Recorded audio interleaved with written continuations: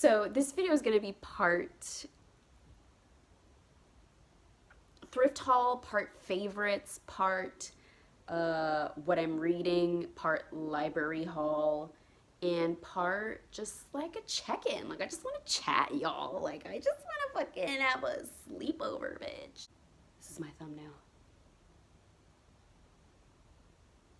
So I haven't made a video in a really long time, and I actually have a night off, and I don't have my book club, which I usually have my book club on this specific night of the week.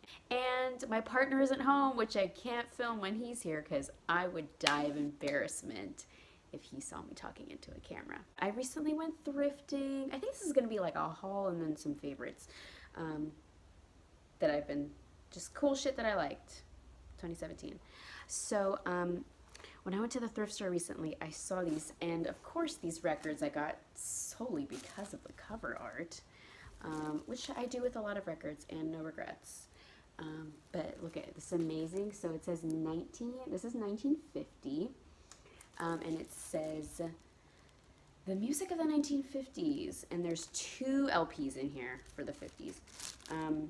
Roger Williams, and basically I had no idea what I was in for, but I love that it still has the price tag on it. It's just like piano, it's just like the instrumentals of these songs. Like they have Blue Tango, High Noon, blah, blah, blah, Secret Love, Livy and Rose, all that stuff. So it's just like really piano-y instrumentals of all these 50s songs, and I love it. Like I was listening to it and I was like, when I have my tea parties with all my gaggles of friends that I'm gonna achieve someday, I'm gonna play this in the background. And it's 2 LPs and this bitch, a hula hoop. Okay, this doesn't scream 50s to me, but I mean, I don't give a fuck.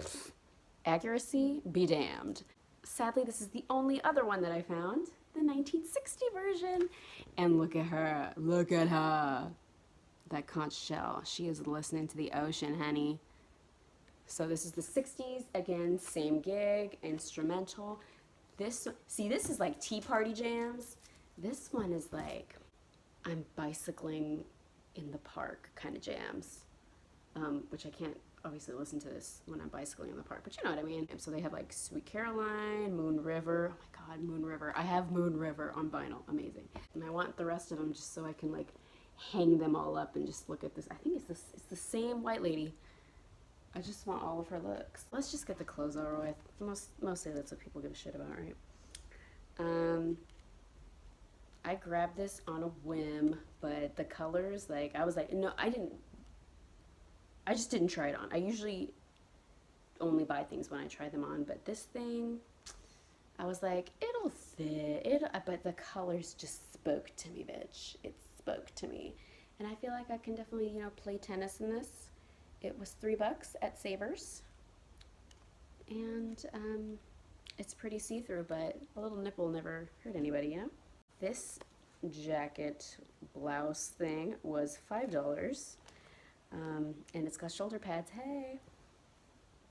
And it's unbuttoned right now. So if you can kind of see, I'm not gonna try it on, but it has the double button thing going on.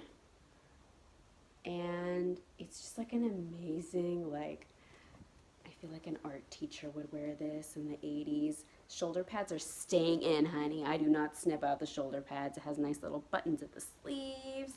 And I'm wearing a robe right now, so it's not gonna, but, ooh, bitch. Oh, I'm sorry, were you looking for Wilhelmina from Ugly Betty? 'Cause, bitch, you found her. I love it. And I need some more office stuff. Can you believe that this is what I consider office wear? But I am who I am, okay? Something that I've been loving recently is my VCR. I have a VCR. It was like my family's, and they were gonna give it away, but I like stole it from them. First when I got Home Alone, I only watched this last Christmas. Last Christmas. First time I'd ever watched this. My family didn't let me watch it. I think they were, again, super Christian family. they didn't like that the little boy was so mean to the adults, even though they were burglars. That's how Christian my mom is. So, I recently watched it for the first time. It's hilarious. It's hilarious. It's a classic. And I'm super excited to watch this on VHS with all the, you know, grain from the nostalgia of, what year did this come out? 1990. So that's exciting. I'm excited to, you know, cuddle up and watch this. Okay, next one. Oh, I'm so excited about this. Sex and the City. And this is the 5th season, volume 2. So there's a volume 1 out there. Sex and the City is just, it is such like a white lady show, but like, I love it. I love it. I've only seen like the first few seasons, and then I guess half of the 5th season, but I love Sex and the City. Last VHS that I got for now, bitch, You're Invited. Mary-Kate and Ashley, school dance party. Yes! Okay, I love the Olsen twins. I love them. They had the whole mystery thing going on. I don't know, well, because I remember them doing the mystery thing when they were younger, but I'm not sure what age they stopped doing the mysteries. But the You're Invited, the pizza party, the slumber party, I am all about it. And the school dance party, I've never seen this, plus a half hour of Mary-Kate and Ashley's favorite music videos. Bitch, I just read that. Oh my God, it's gonna be so lit. A musical party series. Man, iconic. The most just boundary breaking, barrier shattering voices to come out of the 90s were these two. Mary-Kate, Ashley, and their friends are excited about the big school dance. Unfortunately, Mary-Kate doesn't even have a date yet, and Ashley is nervous about her decision to run for queen. Mary-Kate doesn't have a date? Why do they gotta do that? We all know Mary-Kate is like, no shade, Mary-Kate, if you're watching. You know she's the... You know, I don't even want to do that. But you get what I'm saying. You get what I'm saying. I want to collect all these. They had a couple more over there, but I mean, the other ones that they had were like the mystery one, and I'm just like, okay, if I have to choose between the mystery and the You're Invited, I'm gonna have to do the You're Invited. Oh God, I love me some sleuthing. Nancy Drew is my favorite video game. I haven't watched this, I'm so excited. And I got a book, because I'm like super into reading lately, like whatever, it's just me being quirky. But, of course, the guide to astrology, and then I love when they have like the like little tag on it from where it was sold before. I love that because I only paid like $2 for this. This is teaching me about yin yang, you know, compatibility, and a bunch of signs that I don't really know too much about. And also it's teaching me about houses, because, you know, people say, oh, when the moon is in the 4th house. I'm just like, what the fuck does that mean, you know? So, yeah, I really like this so far. I am a Taurus. Through and through. I also grabbed this book recently, and I left the tag on, of course, 75 cents. And it's called Pedro and Me, Friendship, Loss, and What I Learned. And this is by Judd Winnick of MTV's The Real World, which I have never watched The Real World ever before in my life. It's about around 2000, these two men were on The Real World together, and one of them was HIV positive, and he was an educator. He would go around to speak at, you know, schools and stuff about HIV and prevention, and he passed away. And so this book is kind of like in memory of him and just telling the story. And I'm halfway done with it, but I'll show you some of the artwork.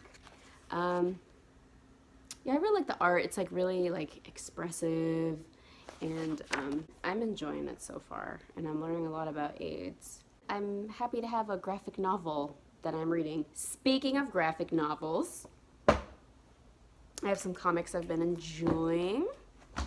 So I've only gotten the first issue of this, but Josie and the Pussycats, this cover is just amazing. At the comic book store, they had 6 different covers, literally 6. And I honestly sat there for like 15 minutes deciding between this one and another one.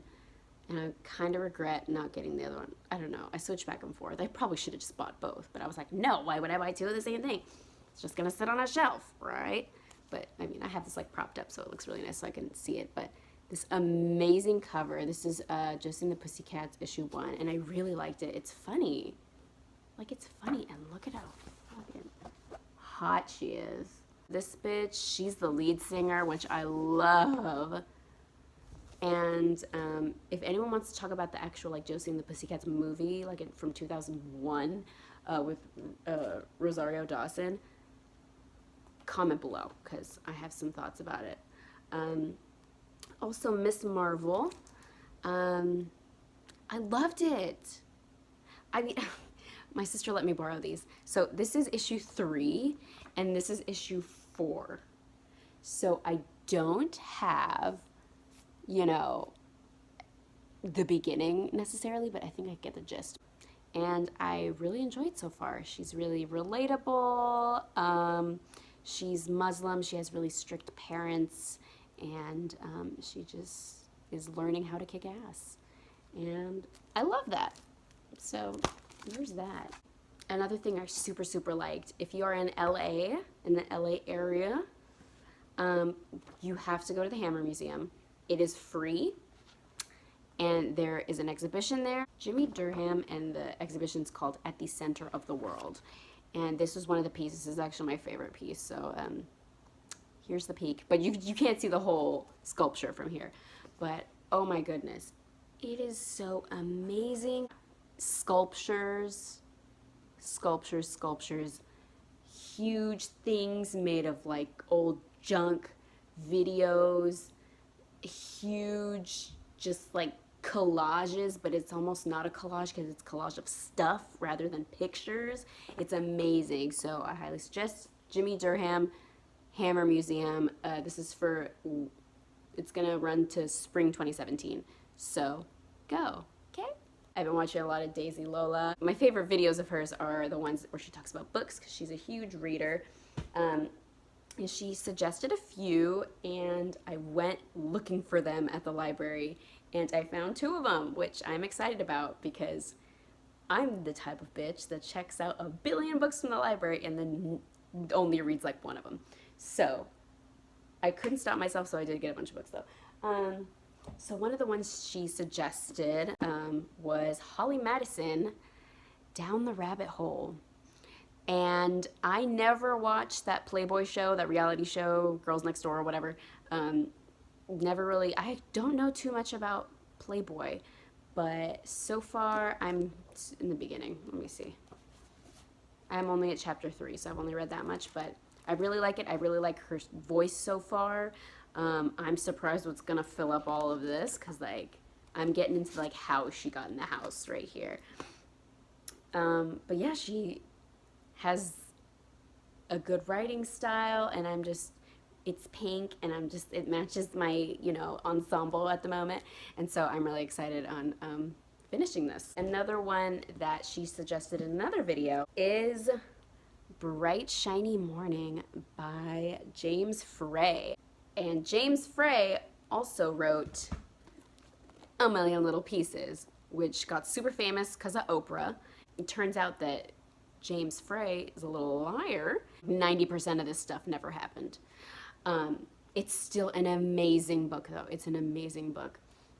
I didn't know it when I bought this at the used bookstore. I finished 80% of the book without knowing that it was fake. People would see me reading it and be like, do you know about, and I'd be like, about what? And they're just like, just don't Google the book. Just read it, just enjoy it. And I would be like, okay. And so I made sure never to Google anything about this book. And then I have a friend that was like, I was told her I was reading this book and it's amazing and I can't put it down because it's really good. And she was like, oh, is that the book where like the author was like lying the whole time? I was like, I was almost done with the book. bitch. I'm excited to read this too. It's about Los Angeles, which should be nice. Oh my god. Coming out of my cage and I've been doing just fine. Am I right? Am I right? Okay. So I was in the new releases and I saw this. Cheech is not my real name, but don't call me Chong by Cheech Marin. In Cheech is not my real name, Cheech Marin writes candidly about growing up as a wisecracking kid in South Central LA, resisting the draft and his chance meeting with Tommy Chong, and how they formed one of the most successful comedy acts of all time. I normally wouldn't pick this up, but Cheech happens to be a patron at my work. So he comes in sometimes, so I see him sometimes. I want to read his book, and I want to talk to him about it. That is the only reason I got this book. That's better. So this video has been a clusterfuck of things. I don't know.